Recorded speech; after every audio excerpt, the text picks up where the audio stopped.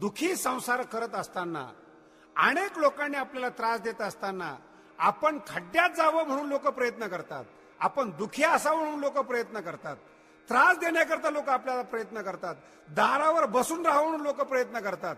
या संसारातून मुक्त केला असेल, या समस्येतून मुक्त केला असेल तर ज्ञानोबांनी आपल्याला मुक्त केलेले आहे. समाधीचा प्रसंग म्हणजे मृत्यू शिकवण्याचं ज्ञान. निर्भयतेने जगायचं असेल तर हे मृत्यूतंत्र आपल्याला अवगत झालं पाहिजे. संत हे मृत्यू निष्णात असतात आणि तोच निष्णातपणा आपल्याला देतात. सत्ता, संपत्ती, मित्र, नातेवाईक यांच्यावर विश्वास ठेवू नका. एसा ते आलिया ओळगा शारंग धरू, नाही तरी संसारो जाईल लया. कवणाचे मायबाप कवणाचे गणगोत, मृगजळवत जाईल लया. ह्या मृगजळाच्या पाठीमागं लागू नका. मुक्तपणाने परमार्थामध्ये या. माऊलीला विनंती करा, माऊली तुम्ही फार मोठे आहात, नाही आम्हाला मोठे केलं तरी चालेल, पण मुलगा म्हणून का होईना आम्हाला आपल्या सानिध्यामध्ये घ्या, एवढीच तुमच्या चरणी आमची विनंती आहे. अशी प्रार्थना भगवान श्री ज्ञानोबांच्या समाधीजवळ येऊन करावी. आमच्या पापाने आम्हाला नाही चांगलं जीवन जगता आलं, नाही समाधानी होता आलं, आमचं ज्ञान आम्हाला नाही तारू शकलं, हा आमचा अनुभव आहे. पण मात्र तुमच्या सानिध्यामध्ये आल्यानंतर एवढी एकच प्रार्थना आहे की आमचा मृत्यू मात्र वाईट नको, शेवटचे दिवस वाईट नको, अपमानात जीवन जगायला नको. एक तर संसारी लोकांनी केलेला अपमान आणि मृत्यूचं भय, या दोन्ही संघर्षामध्ये आमचं म्हातारपण जायला नको. म्हणून माऊलीकडे येत असताना एवढीच प्रार्थना, कारण की माऊली हे मृत्यूविजयी आहेत, मृत्यूवर मात करणारे आहेत. हा या शेवटच्या प्रसंगामध्ये ज्ञानोबा हेच आपल्याला शिकवतात की मृत्यूवर मात करा. हे आमच्या ज्ञानेश्वरचे शिक्षण आहे. भगवान श्री ज्ञानोबा समाधीला बसत असताना भगवान श्री ज्ञानोबांचा समाधी सोहळ्याचा प्रसंग आहे. भगवान श्री ज्ञानोबांच्या विषयी, साधू संतांच्या विषयी आपण अनेक चमत्कार जीवनामध्ये ऐकतो, परंतु भगवान श्री ज्ञानोबांच्या जीवनातला सर्वात मोठा आणि महत्वाचा चमत्कार म्हणजे समाधीचा प्रसंग आहे. माणसाच्या जीवनातली सर्वात मोठी भीती असेल तर मृत्यू आहे. संत गरिबीमध्ये प्रसन्न असतात, आहे त्या परिस्थितीवर मात करून समाधानी दिसतात. आर्थिक श्रीमंती त्यांच्याकडे दिसत नसेल हा आपल्या डोळ्यांचा दोष आहे, परंतु त्यांच्याच वाङ्मयाचा अभ्यास करून करोडपती झालेले लोक या जगामध्ये दिसतात. म्हणजे संत गरीब आहेत ही समजूतच चुकीची आहे. त्यांनी त्यांच्या शब्दांचा व्यवसाय केला नाही, सर्वसामान्य लोकांकरता ते शब्द दान केले आणि त्या दानावर करोडपती झालेले काही लोक आजही आपल्याला पाहायला मिळतात. परंतु मानवी जीवनातली खरी श्रीमंती जी आहे, खरा निर्भयपणा जो आहे, खरा आनंदाचा क्षण जो आहे, तो मृत्यूवर विजय मिळवण्यासाठी. मानवी जीवनातले जे संत आहेत ते फक्त एकाच गोष्टीचा आग्रह करतात, मृत्यूचं ज्ञान मिळवा. मृत्यूवर विजय मिळवायचा असेल तरच साधू कामाचा आहे, अन्यथा साधू कामाचा नाही. संसार करण्याकरता साधूपेक्षा नेता चांगला आहे, श्रीमंत चांगला आहेत, कंपनीचा मालक चांगला आहेत, नोकरी लावून पैसे देऊन तुमची जगण्याची व्यवस्था करू शकेल. साधूपेक्षा संसारामध्ये हा जास्त उपयोगीचा आहे. जे गरज पडेल ते विषय तो तुम्हाला पुरवतो आणि याच विषयाकरता साधूकडे येऊ नका. साधू जो आहेत, एवढे सर्व पदार्थ असताना आपल्याला आनंद मिळत नाही, तो आनंद देण्याकरता साधू. सर्व श्रीमंती आहेत, बायका मुलं आहेत आपल्याकडे, सर्व आहे आपल्याकडे, पण आनंदाचा कण नाही. हे आपलं जीवन आहे आणि साधूचं जीवन आनंदाची डोही, आनंद तरंग, आनंदाची अंग आनंदाची. फार महत्वाचा आणि गोड विषय आहे. मृत्यूवर मात केल्यानंतर कसाही संसार करा, जीवन आनंदी जातं, कारण की जीवनातली सर्वात मोठी भीती दूर गेलेली असते. दैवी संपत्तीचं पहिलं लक्षण आहे अभयम, भिवू नका, भीती नसलेलं जीवन. मृत्यूवर मात करण्याकरताच साधूकडे यावं आणि एकदा मात केली ना आपण मृत्यूवर, उर्वरित जीवन आपलं आनंदामध्ये जातं. जीवनातली फार मोठी भीती निघून जाते, मग आपल्या जीवनामध्ये काही राहत नाही. म्हणून एक संताकडे येत असताना भीक मागण्याकरता येऊ नका, कारण की भिकारी लोक संताला आवडत नाही. देव काही बोलत नाहीत, हा भाग वेगळा आहे, पण संतांना भिकारी आवडत नाही. तुकोबारायांचं फार गोड वाक्य आहे, तुका म्हणे करी ब्रह्मांड ठेंगणे, हात पसरी जिने धिक त्याचे. धिक्कार आहे अशा लोकांचा जे भीक मागण्याकरता येतात. देण्याची वृत्ती असावी म्हणून प्रत्येक साधूने समाजाला दान केलेलं आहे. ज्ञानेश्वरी दान केली, गाथा दान केलाय, नाथ महाराजांनी भागवत दान केलेलं आहे. अर्थात दान करणारा जो असतो तो संत असतो. पण काही संत या संसारामध्ये असे आहेत, संसारात अर्थ नाही असं सांगून अर्थ कमवतात. एक लक्षात ठेवा, मृगजळ दिसायला असतं पण हरणाचा जीव घेतं. मृगजळाचं काही जात नाहीत, मरतं ते हरिण. तसं खोट्या साधूला जर तुम्ही साधू समजलात तो श्रीमंत होईल, पण जीव तुमचा जाईल. जीव वाचवण्यासाठी आपण साधूकडे येतोय. दुर्भाग्य असं आहे की आपण नेमकं या ठिकाणी चूक करतो. वेद आणि उपनिषद आपल्याला समजून सांगतायत, जिकडे जीव जातोय, मृत्यू आहे, तिकडे जाऊ नका. तमसो मा ज्योतिर्गमय, अंधाराकडे जाऊ नका. तमसो मा ज्योतिर्गमय, जिकडे प्रकाश आहेत, जिकडे ज्ञान आहेत तिकडे जा. मृत्योर मा मृतंगमय, मृत्योर मा, मृत्यूकडे जाऊ नका. अमृतम गमय, अमृताकडे जा. अमृत म्हणजे न मृतम, जे मेलेलं नाही ते. नीट आहे का? मेलेलं नाही ते अमृत.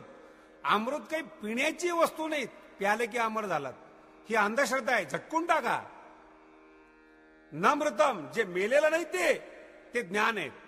700 वर्ष झाले ज्ञान मेलं नाही, त्याला अमृत म्हणतात. आणि या ज्ञानाचा जो देव आहे त्यालाच ज्ञान देव म्हणतात. त्यांच्या समाधीचा हा प्रसंग. कार्तिक शुद्ध एकादशीच्या दिवशी पंढरपुरामध्ये सर्व संत एकत्रित जमा झाले. भगवान श्री ज्ञानोबाराय, निवृत्तीनाथ महाराज, श्री आदिशक्ती मुक्ताबाई काका आणि या 4 लोकांनी ज्यांना ज्ञान प्रकाश देऊन संत केलं, असे गोरोबा काका, सावता महाराज, चोखोबाराय, नामदेव महाराज, परिसा भागवत, नामदेव महाराजांच्या घराण्यातली मंडळी. आणि एकादशीच्या दिवशी हसत खेळत चाललेला हा प्रसंग होता. 22 वय होतं ज्ञानोबारायांचं चालू. बऱ्याचशा भोगी लोकांना आजही प्रश्न पडतो की 22व्या वर्षी समाधी घ्यावी का न घ्यावी. ह्या भोगी लोकांना योगी लोकांचा केव्हा अंदाज यायचा. जीवन कुठपर्यंत चांगलं असतं हे भोगी लोकांना समजत नाहीत. मृत्यूच्या सय्येवर तडफडत असताना सुद्धा डॉक्टरला म्हणतात की मला वाचवा. हे जीवन कुठे? आणि योगी चांगदेव ज्यांना शरण येतात असे योग सम्राट ज्ञानोबाराय कुठे? कसा अंदाज घ्यायचा आहे? म्हणून कार्तिक शुद्ध एकादशीच्या दिवशी ज्ञानदेव म्हणे विठ्ठलासी, फार गोड प्रसंग आहे. भगवान श्री ज्ञानोबाराय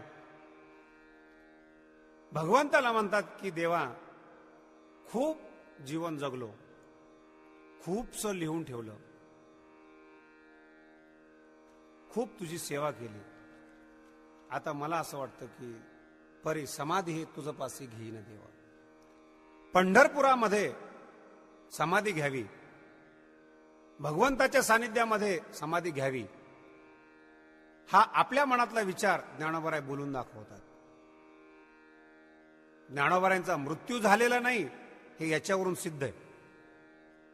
कार्तिक शुद्ध एकादशीच्या दिवशी समाधी घ्यावी हे मत भगवंतापुढे साधू संतांच्या सभेमध्ये ज्ञानोबाराय मांडतात. आणि मग भगवान हसतायत.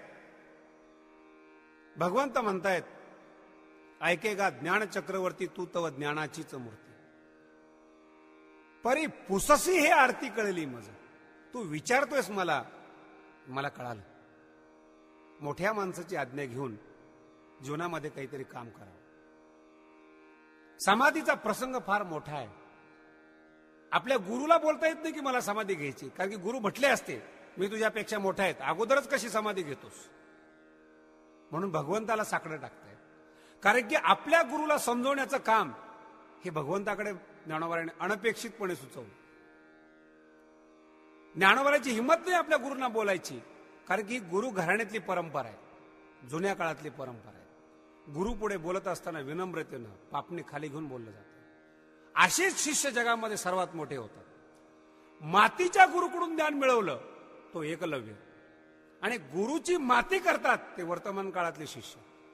हा फरक आहे, हा घराण्याचा फरक आहे.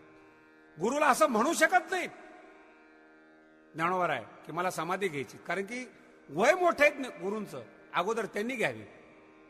परंतु हीच वेळ आहे समाधीची, कारण की गुरुसाठी रडत बसण्यापेक्षा आपल्यासाठी लोकांनी रडावं. गुरुचं दुःख, गुरुची समाधी आपल्या डोळ्यांनी दिसता कामा नयेत. गुरुचं ध्यान धरून समाधीला बसता यावं, हा ज्ञानोबारांचा महत्वाचा विषय आहे. ज्ञानोबारायला भगवंतांनी जवळ केलं, फार गोड प्रसंग आहेत. करे कुरवाळीला ज्ञाना, समाधीचा प्रसंग आहे, फार गोड प्रसंग आहेत. करे कुरवाळीला ज्ञाना, हाताने ज्ञानोबारायला कुरवाळलं. कासवी अवलोकिला, भगवंताने कसं पाहिलं ज्ञानोबारायकडे त्याचं पाहणं देखील नामदेव महाराज नोंद करून ठेवतात. कारण की हा पूर्ण प्रसंग नामदेव महाराजांच्या पुढे घडतोय, आणि जसा घडतोय तसं ते लिहून ठेवतायत. प्रत्येक विषयाला ज्ञानोबारायांचं प्रमाण आहे. सर्वांग निहार निहाळे, ज्ञानोबारायकडे नखशिकांत भगवंत पाहतायत. सर्वांग निहार निहाळे, अतिशय मातेचं अंतकरण घेऊन पाहतायत. सर्वांग निहार निहाळे म्हणे तुआ घेतली जी आळी ती सिद्धी ते पाहिजे. माऊली, तुम्हाला समाधीला बसायचं आहे, काहीच मागितलं नाही तुम्ही आजपर्यंत मला. पहिल्यांदाच हा प्रसंग तुम्ही माझ्या पुढे मांडतायत, म्हणून आपलं समाधीचं स्थान हे निश्चित केलेलं आहे, पूर्वनियोजित आहे. अलंकापुरीमध्ये आपले समाधीचं स्थान आहे. गोड शब्द आहेत अलंकापुरी. संस्कृतमध्ये अलम इति पर्याप्त ग्रहणम, जिथं पूर्ण म्हणायचं असतं त्या टायमाला अलम शब्द वापरला जातो. माणसाच्या जीवनातली अपूर्णता जिथे संपते, जिथे माणूस पूर्ण होतो, पूर्ण केला जातो, त्याला अलंकापुरी म्हणतात. अलंक करोती पूर्णम करोती इथे अलंकापुरी, म्हणजे मानवी जीवनाला पूर्णता येण्याचं स्थान म्हणजे अलंकापुरी, तिथे समाधी. फार गोड प्रसंग आहेत, आणि स्वतः भगवंत म्हणतायत कृष्ण पक्षी एकादशी ही आपल्या समाधीची वेळ निश्चित केली. असं म्हटल्याबरोबर जेवढे साधू संत होते हे ऐकोणे संतजनी जय जयकार केला ध्वनी, भगवंताच्या नावाचा जय जयकार केला. सर्वांना आनंद वाटला, पण दुःख वाटलं नामदेव महाराजांना. अनंत उपकार माऊलींनी नामदेव महाराजांवर केले होते. भगवंत भेटल्यामुळं अहंकारात वावरणारा तो अहंकार दूर केला, संत बनवलं, आणि केवढी मोठी परमार्थातली योग्यता आहेत. आपला जो शिष्य आहे विसोबा खेचर, त्यांचे शिष्य नामदेव महाराज परमार्थाच्या दृष्टीने ते नात शिष्य होतात. त्यांना मित्र म्हणून वागवणं हे ज्ञानोबारायांचं सर्वात मोठं मोठेपण आहे. आणि याचं भान नामदेव महाराजांच्या अंतःकरणात की एवढी महान विभूती आता जाणार. नामा उभा असे सन्मुख, ऐकता थोर खेद दुःख.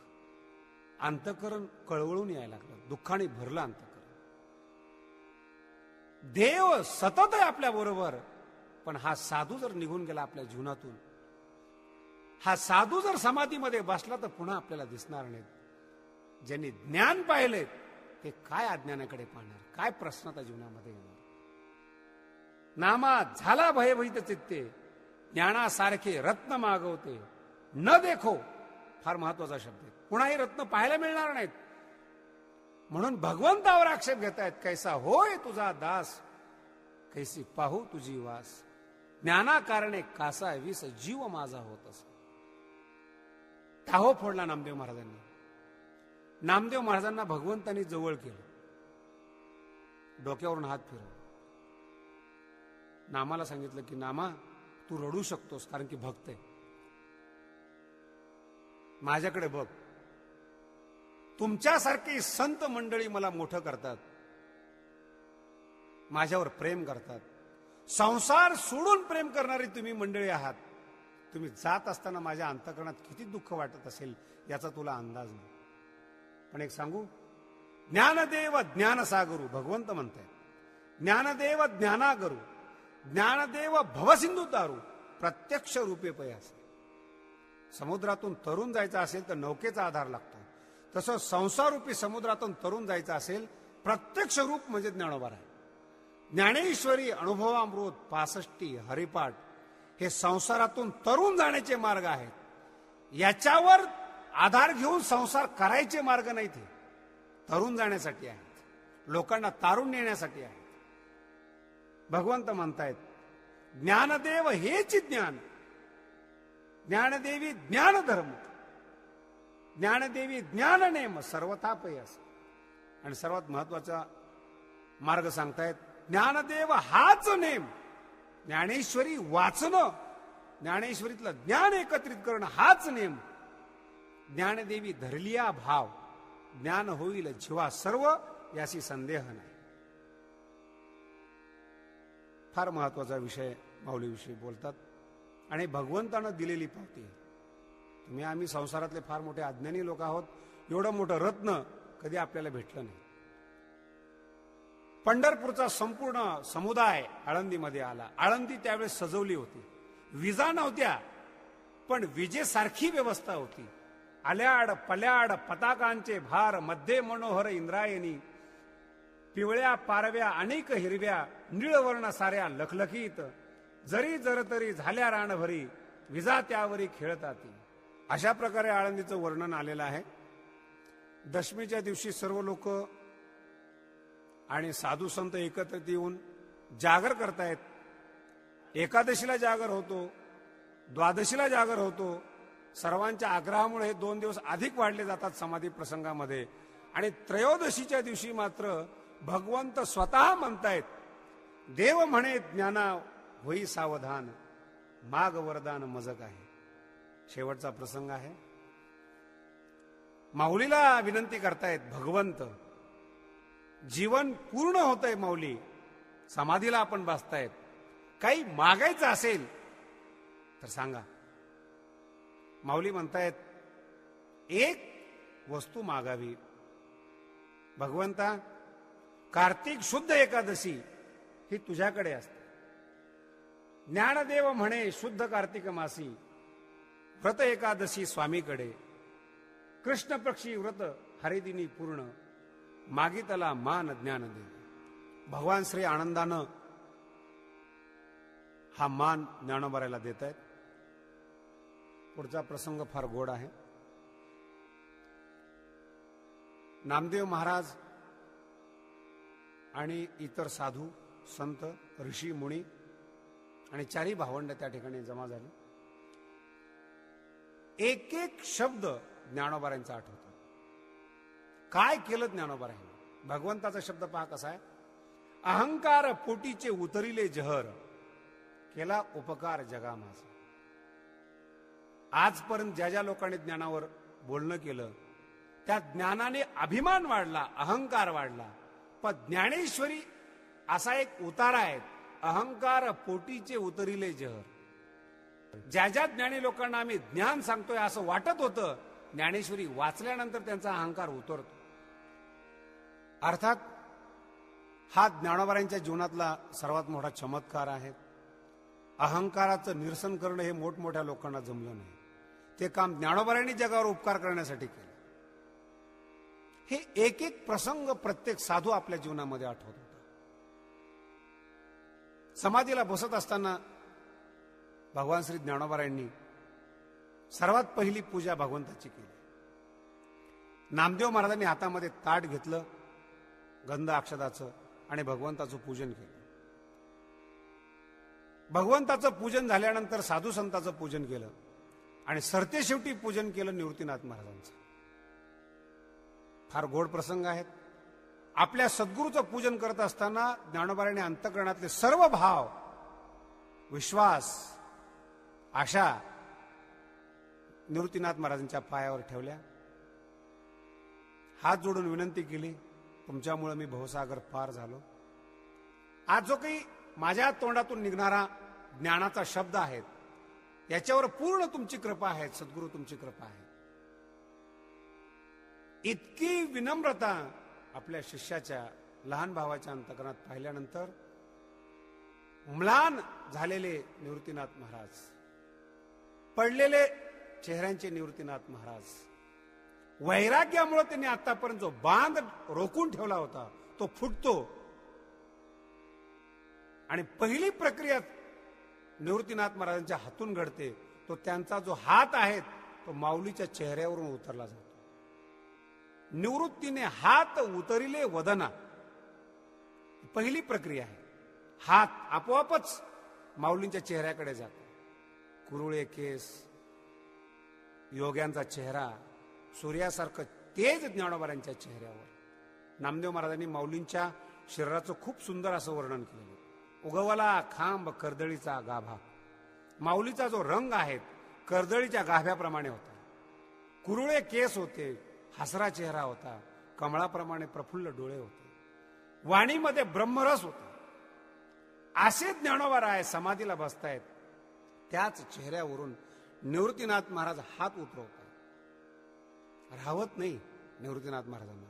अचानक आलिंगन देत आहेत, भडभडून आलिंगन देतात की ज्ञाना त्यागिले निधान आम्हाला, माझ्या अगोदर समाधीला बसतोस.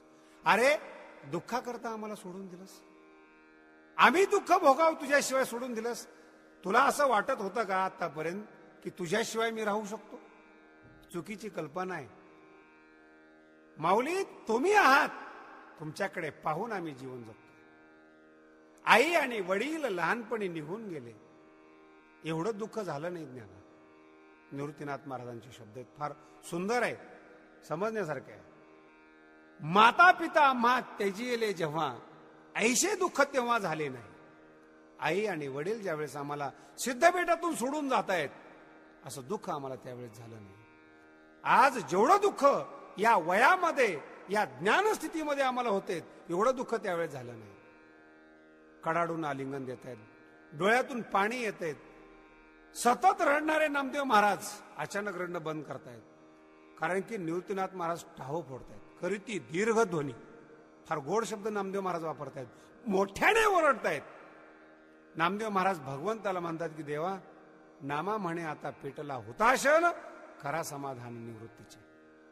आम्ही रडत रडत स्वतःला सावरतोय, पण कधीही न रडलेले निवृत्तीनाथ महाराज आज रडतायत.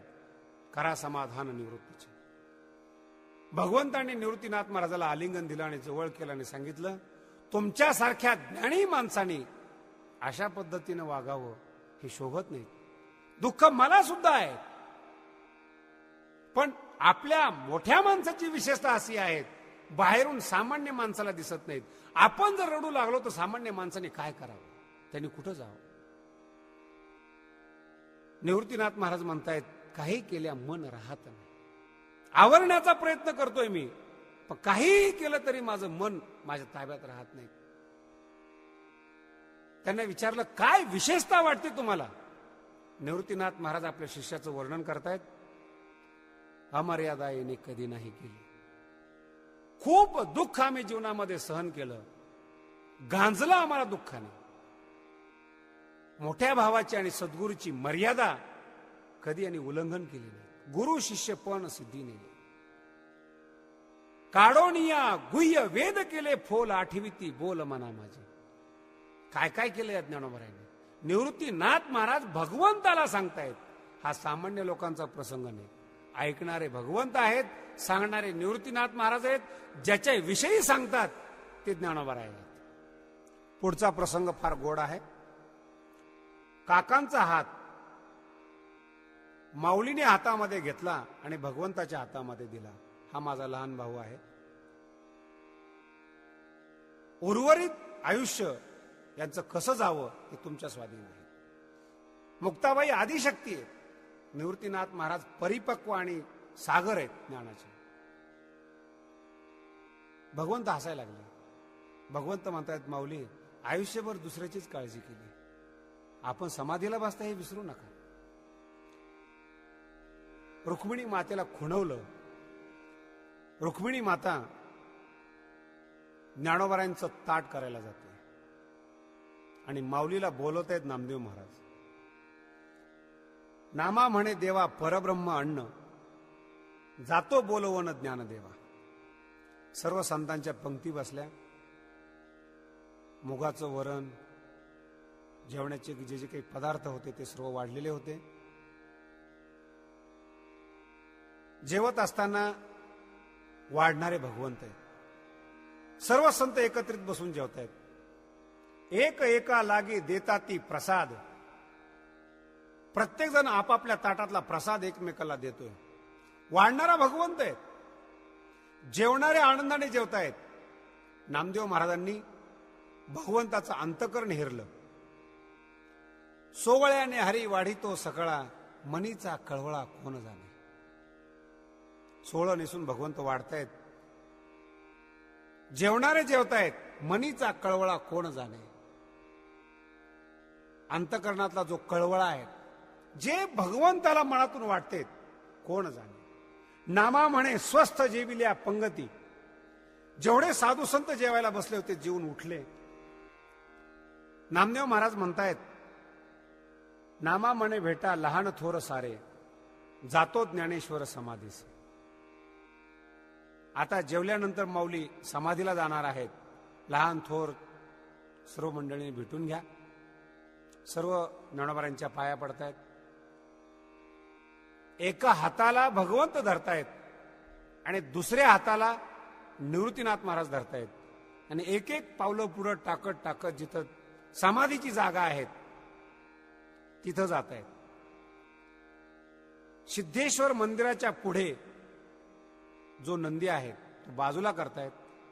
खाली उतरण्याकरता पायऱ्या आहेत आणि जिथे आज समाधी तिच्या खाली एक खोली आहे.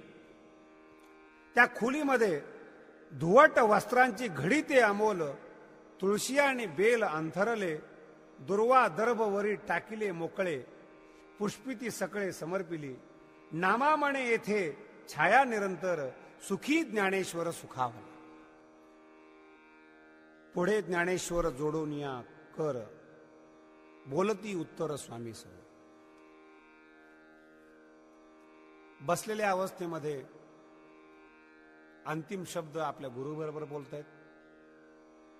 निवृत्तीनाथ महाराजांना माऊली म्हणतायत, पाळिले पोसिले चाले विला लळा, बा माझ्या कृपाळात निवृत्ती राजा. कसं अंतकरण असेल निवृत्तीनाथ महाराजांचं, विचार करण्यासारखा विषय आहे. मधुकरी ज्ञानोबारायांनी मागितली. तिन्ही भावंडाला सांभाळलं ज्ञानोबारायांनी. पण समाधीला बसत असताना याचा किंचितही अहंकार माऊलीच्या मनामध्ये आला नाही. उलट आपल्या गुरुना म्हणतायत, पाळिले पोशिले चालविला लळा, बा माझ्या कृपाळा निवृत्ती राजा. हे शब्द उच्चारल्यानंतर भगवंताच्या आणि सद्गुरूंच्या डोळ्यातून धारा वाहत आहेत.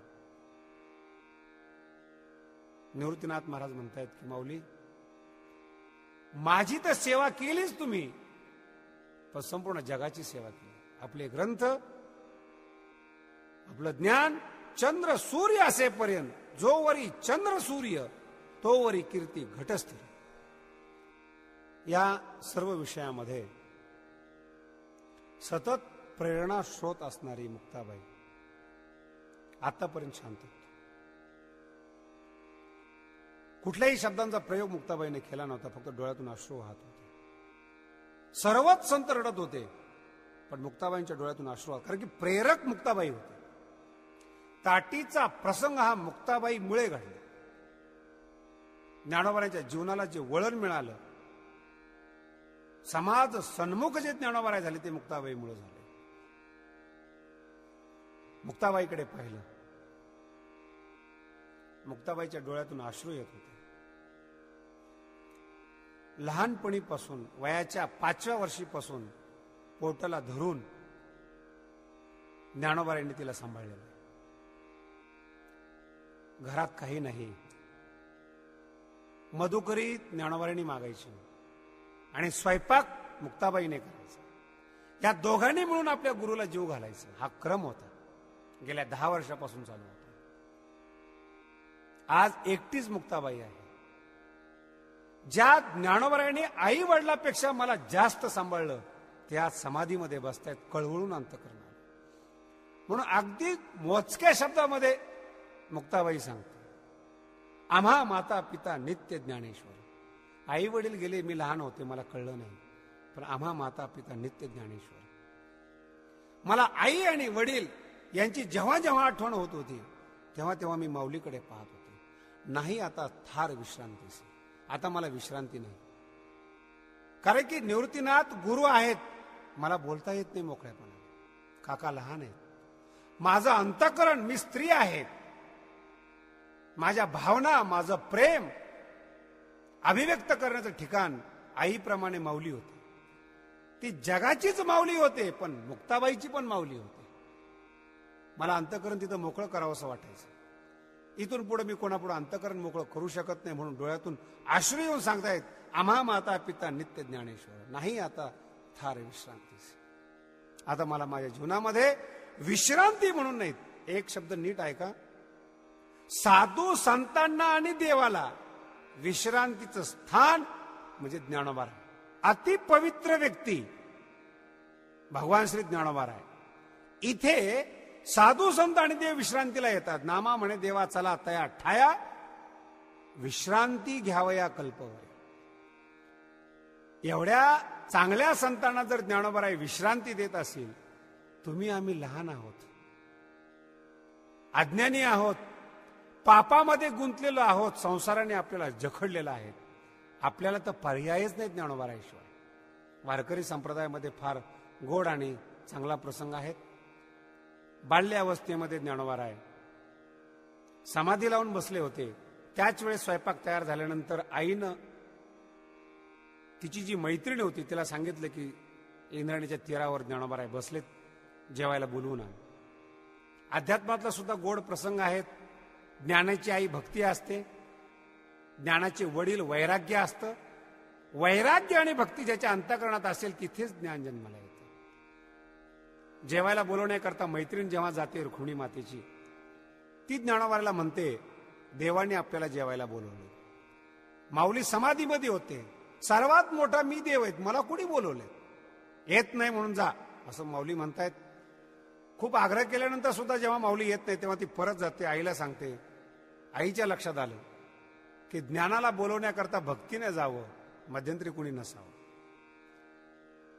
माता स्वतः ज्ञानोबारायकडे येते. पायातले जे पैंजण आहे त्याचा जो मंजूळ असा ध्वनी होतो, त्या आवाजाने माऊली सावध होतात आणि लक्षात येते की माझ्याकडून एक चूक झाली. जेवायला बोलवल्यानंतर मी गेलो नाही म्हणून ज्ञानोबाराय लहान असतानाचा प्रसंग आहे. 4-5 वर्षाचे ज्ञानोबाराय पळायला लागले. पाठीमाग आई पाहते की माझा मुलगा कसा पळतो.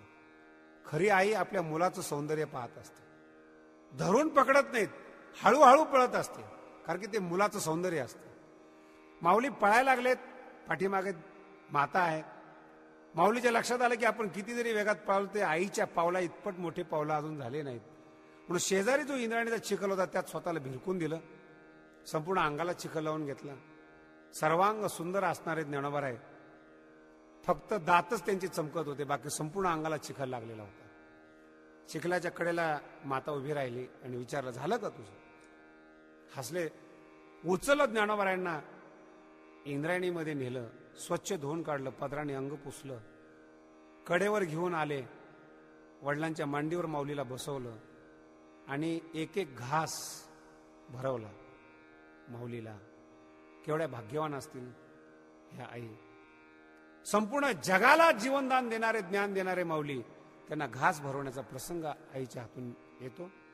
आमचा एक वारकरी हे सर्व प्रसंग पाहत होता.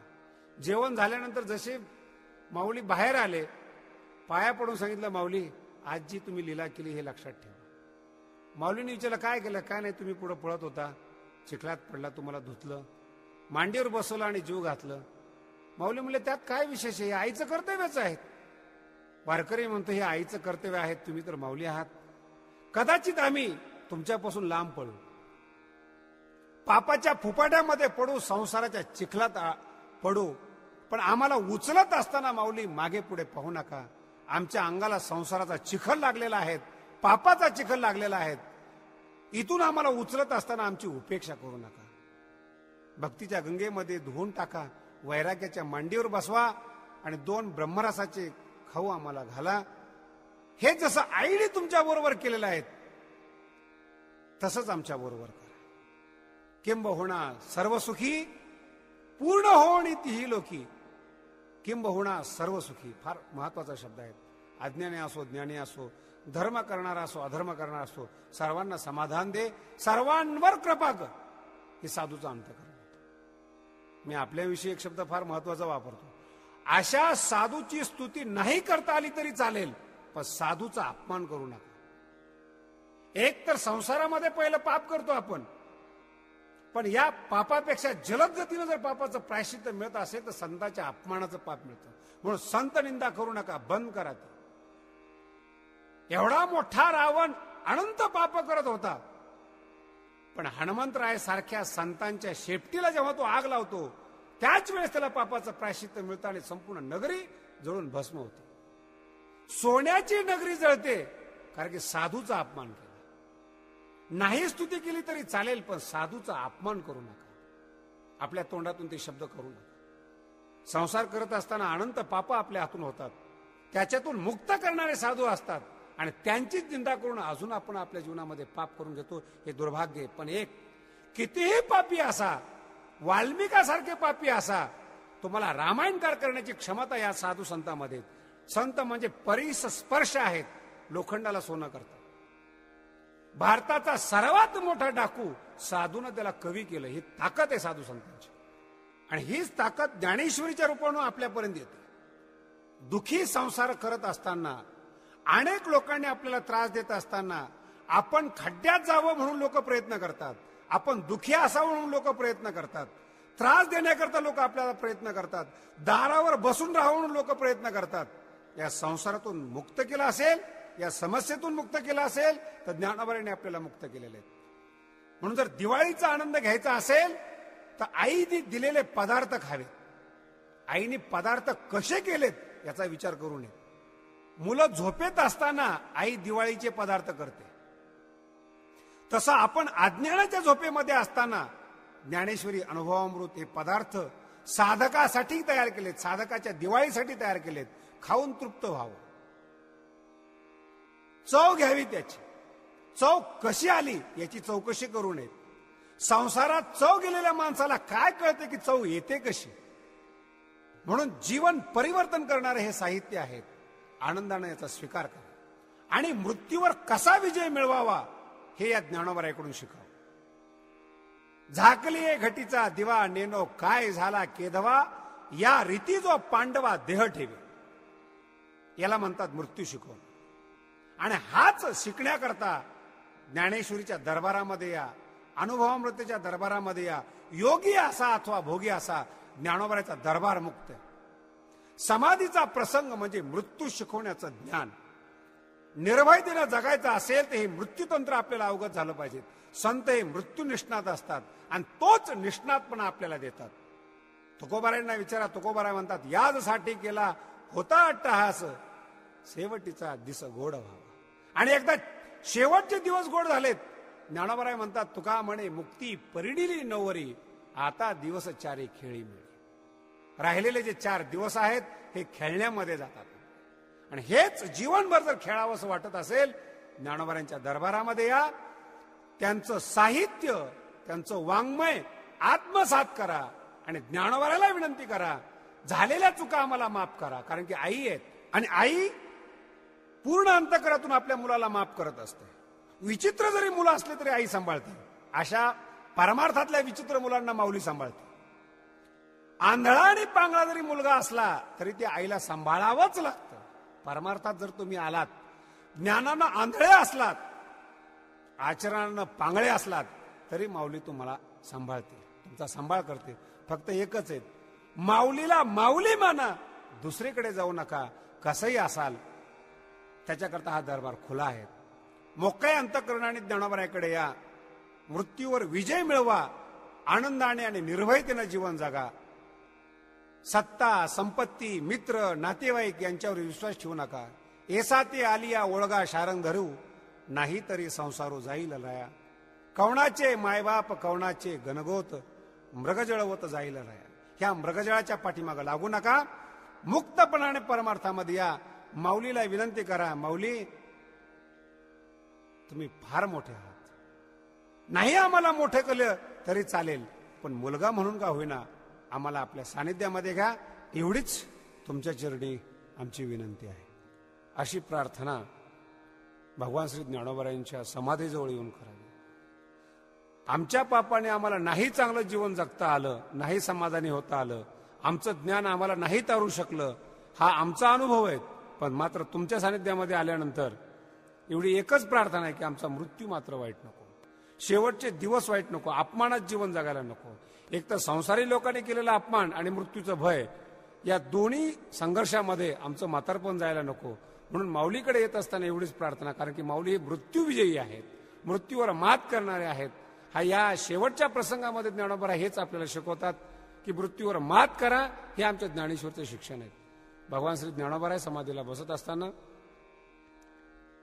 निवृत्तीनाथ महाराज, पांडुरंग परमात्मा जिथं समाधीला बसतात, भगवान श्री ज्ञानोबाराय त्याच्या सानिध्यामध्ये उभे राहतात, चरण स्पर्श करतात, प्रणाम करतायत, भगवंताला म्हणतायत, ज्ञानदेव म्हणे सुखी केले देवा, पादपद्मी ठेवा निरंतर. भगवंता, इतका चांगला समाधीचा प्रसंग आपल्या समोर होतोय, माझ्या श्रीगुरु समोर होतोय, याच्यापेक्षा सुखी जीवन काय असतं. ज्ञानदेव म्हणे सुखी केले देवा. फार चांगलं भगवंता माझ्या जीवनामध्ये केलं. 3 वेळा नमस्कार करून भगवान श्री ज्ञानोबाराय संजीवनी समाधी करता डोळे झाकतायत. नामा म्हणे आता लोपला दिनकर, बाप समाधीस्थ ज्ञानेश्वर. येणाऱ्या पिढींसाठी, लोकांसाठी आशीर्वाद देण्याकरता योग सम्राट ज्ञानोबाराय, योग्यांची माऊली ज्ञानोबाराय, चंद्र सूर्य असेपर्यंत तुम्हा आम्हाला अज्ञानी लोकांना आशीर्वाद देण्याकरता, परमार्थाचं मार्गदर्शन करण्याकरता स्वतः समाधी, संजीवनी समाधीमध्ये बसतायत, आशीर्वाद देत आहेत. आळंदीला येऊन त्यांचा एवढाच आशीर्वाद आपण त्यांच्याकडे मागू आणि आदरानं त्यांना एकच विनंती करू, आपण खऱ्या अर्थानं आमची माऊली आहात, आई आहात, परमार्थात जन्म देणारे आहात, परिवर्तन करणारे आहात. सतत आमच्यावर तुमचा कृपा आशीर्वाद राहावा. ज्ञानेश्वरीने आम्हाला सतत मार्गदर्शन करावं. नाही आम्हाला कळालं तरी चालेल, पण मात्र तुमच्या आशीर्वादानेच आमचं उत्तर जीवन आणि मृत्यू सुधारावा, हीच तुमच्या चरणी प्रार्थना आहे.